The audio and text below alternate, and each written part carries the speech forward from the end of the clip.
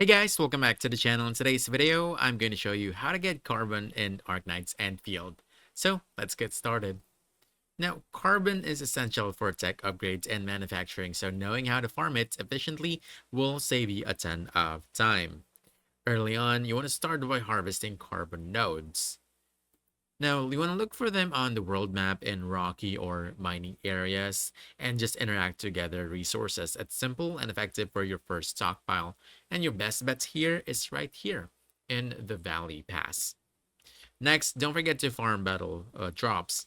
Fighting enemies and bosses in combat zones can drop carbon, and higher level enemies give even more, so don't shy away from tougher fights. Once you unlock the AIC systems, you can set up carbon production loops using refiners and assemblers. You can turn raw materials into a steady carbon output. Now, this is a great way to farm it passively over time. Also, always check your daily missions and repeatable quests.